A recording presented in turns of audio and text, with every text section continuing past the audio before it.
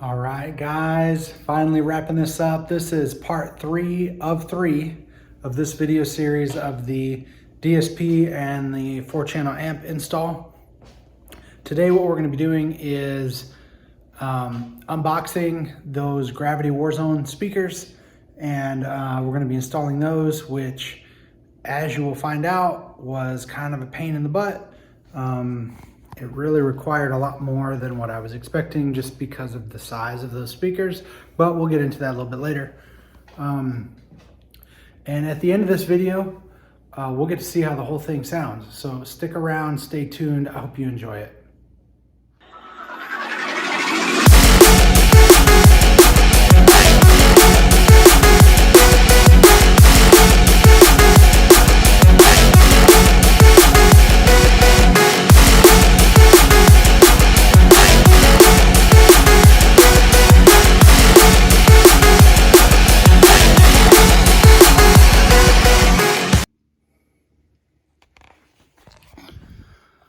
What is up, YouTube guys? We got a exciting video for you today. What we're going to be doing is an unboxing and then kind of a test out trial and then maybe a review.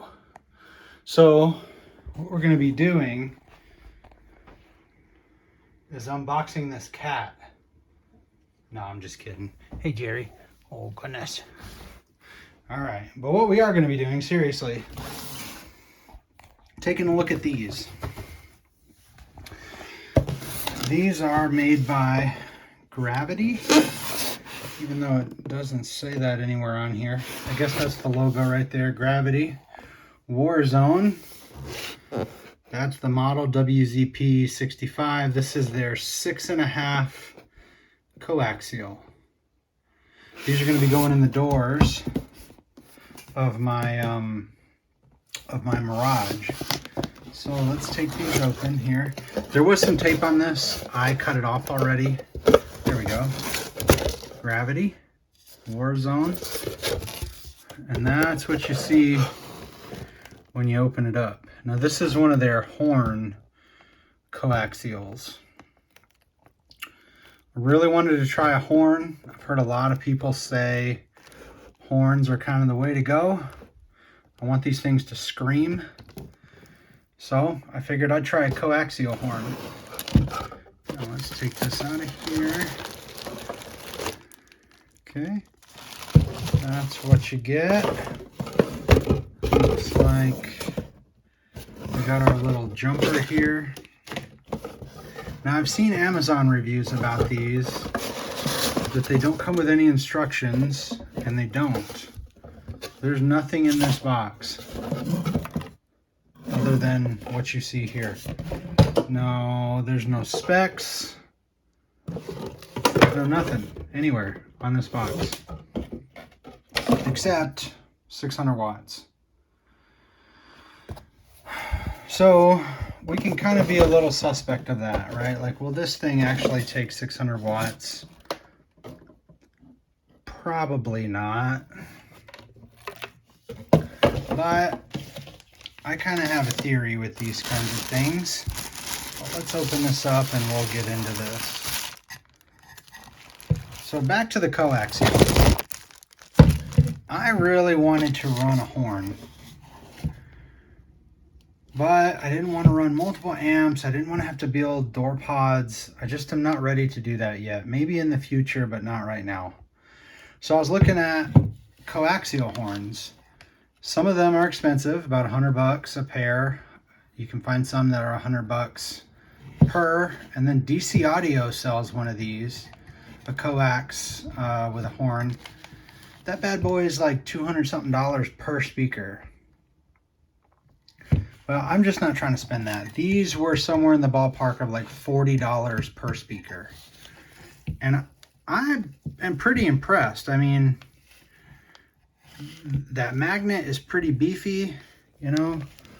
I gotta say, I don't know a ton about the way these are built, but got a pretty nice looking spider there. I don't know, just looking at this thing, it looks pretty well made. Let's see what this bottom piece looks like. Warzone 6.5, 600 watts. Okay, sure. Now what you get here, this little jumper, this is your bass blocker for your horn. So you can see how you get two leads here. Well, one is for your positive in and your negative in coming in from the amp, and then the other one is to go out. Then you can see you have these poles right here. So you basically run this with itself, kind of like you were just wiring an external tweeter or bass blocker or what have you. Now, I think these are going to sound pretty good. I really do. I've bought more expensive loudspeakers before from more known companies, well-known name brands. I've bought cheaper ones. And I kind of have a thought. I think that, you guys might roast me for saying this, but I think they're all about the same. I really do. A lot of loudspeakers use the exact same basket. They use very similar motor structures. They use a paper cone. I mean, what more is there, really, right? Like, you look at really expensive loudspeakers versus very cheap ones, and they look like almost exactly the same thing. I'm not trying to downplay any R&D that might go into higher name brands, but unless you're buying something really high end with like carbon fiber cone, neodymium magnets, stuff like that, I just don't know. I think you're better off buying the budget option, because my opinion is if you buy a $40 speaker versus a very similar $100 speaker, $150 speaker, I really don't think you're going to see that much return in value. I really don't. For instance, if you buy a $100 speaker instead of a $40 speaker like these, I don't think there's going to be a $60 difference that you're going to notice. I really don't. Maybe I'm wrong about that. I don't know. Maybe somebody who's more experienced might call bullshit on that. I don't know. That's my opinion. And so I think these are going to be pretty nice. Once we get these hooked up, I will get a sound check on them. We'll see how they sound. I'm going to be running these off of a JP84, so they're going to be getting about 100 watts, but they can take 500 more, right? Yeah, anyway. And we'll see if my theory's right. We'll see how they sound.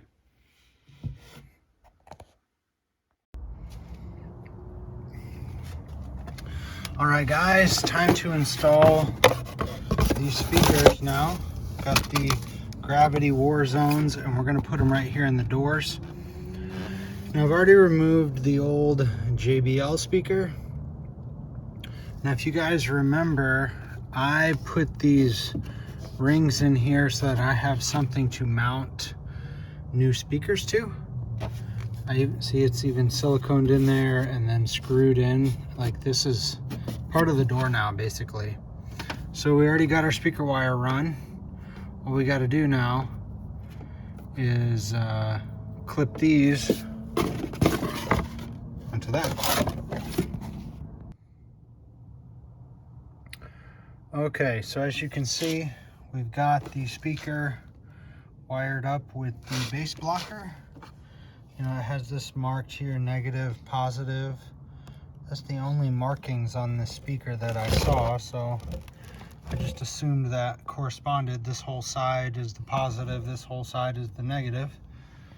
Then I've got these little waterproof connectors on there to attach right there. Okay, so we've run into a little problem here. You can see these, where this comes in on the car. Well, the magnet of this speaker is too big to fit in there. See, it touches it on all three ends here. I don't know if you can see that, but It's kind of the never-ending headache of trying to fit things into your car that weren't designed to go there. So what we're gonna have to do is cut this out. Now I'm wondering if maybe if I can just cut one out, if that will give me enough space to kind of shimmy it in there sideways. I don't know. And then also, I'm pretty sure this ring is not big enough. So I'm either gonna have to add a second ring or maybe bevel the end of this to give me a little more space. I'm gonna have to do something, but those speakers are too big to fit in that hole.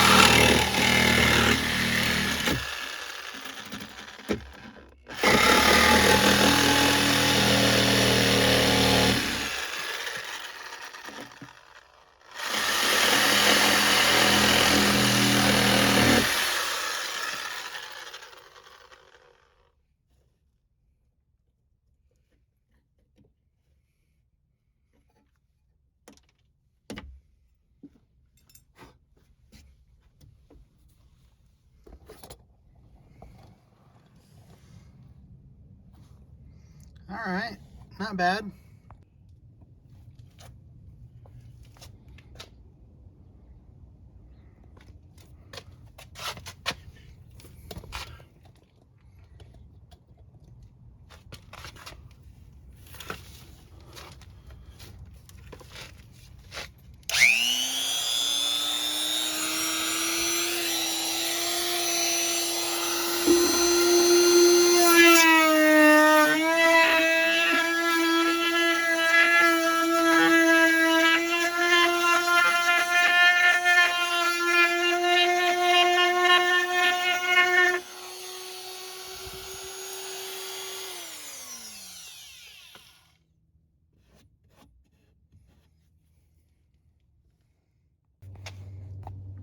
So it's a good thing I put up this trash can, or excuse me, this trash bag. Otherwise, all of that would be in my car right now. But after I've cleaned it up and vacuumed it out, this is what we ended up with. I got those metal pieces cut out, and there's a bevel around the end, or a roundover rather.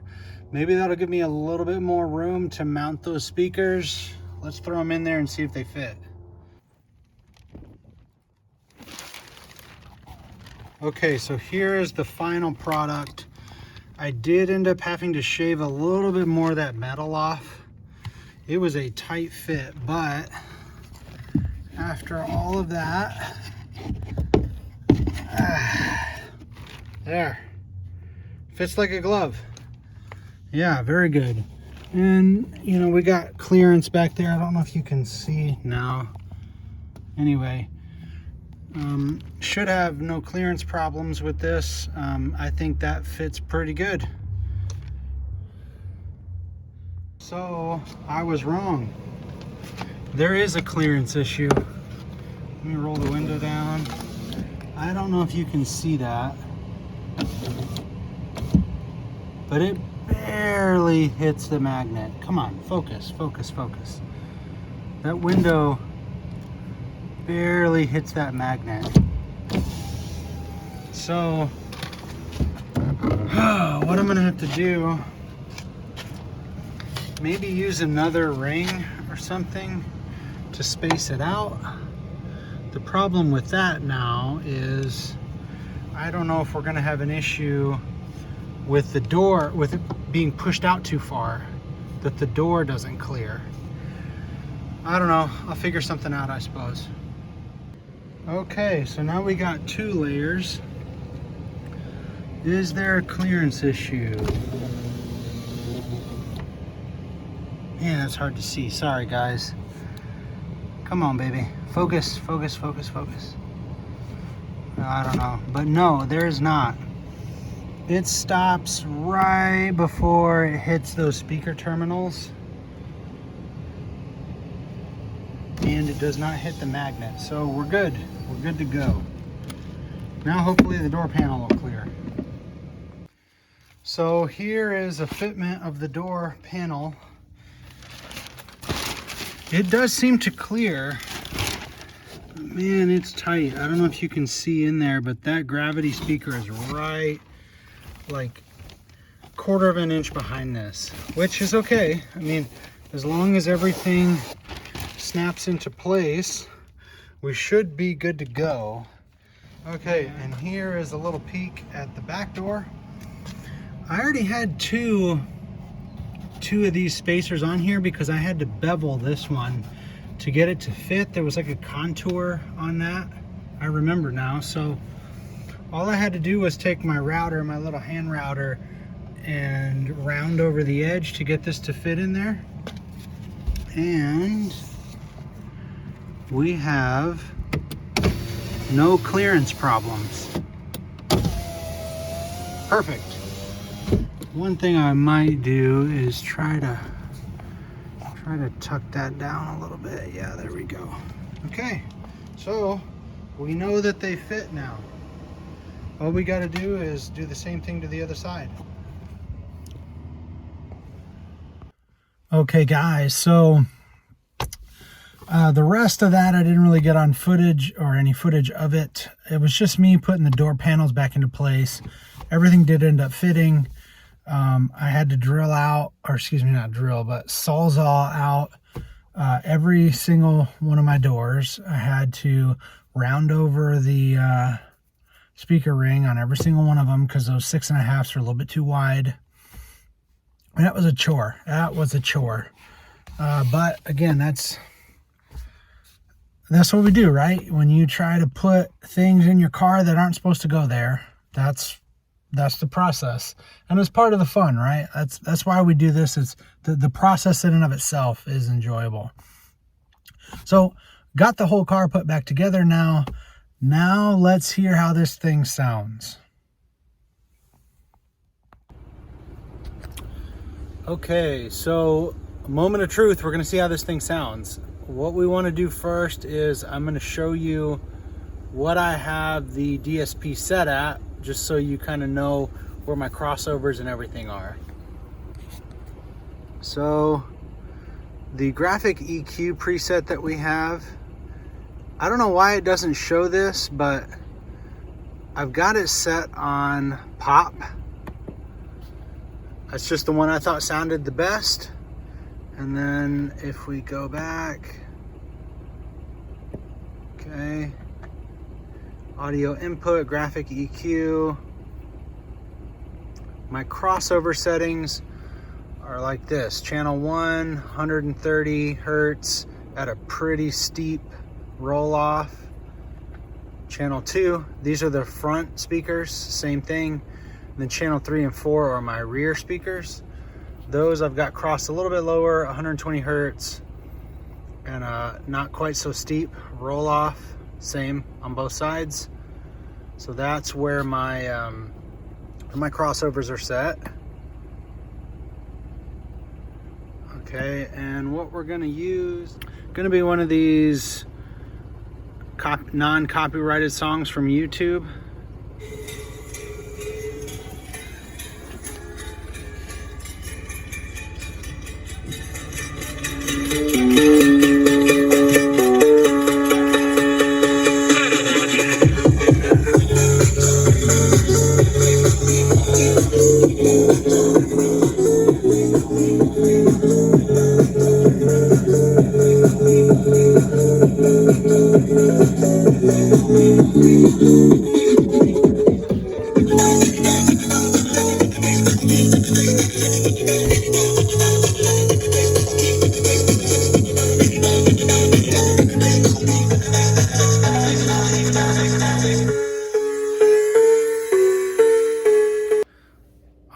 right, guys. Well, we're finally wrapping up this series of the DSP 4-channel amp and new speaker install. The thing sounds great. I'm really happy with it. I'm still tweaking it a little bit, trying to find out which settings on that DSP I like the best, just kind of my own preference. But the thing is loud. I mean, that thing screams.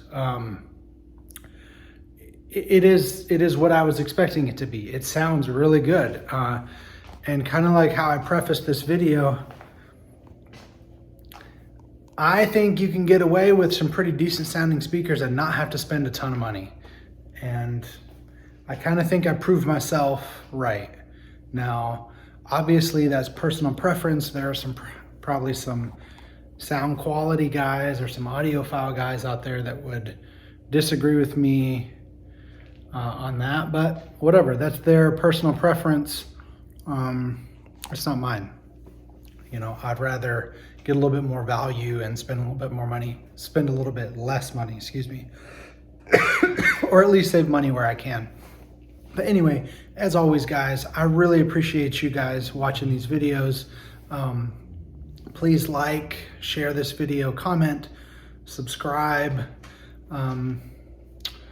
I really appreciate it. Really, thank you guys. And as always, have a good day and play your music loud.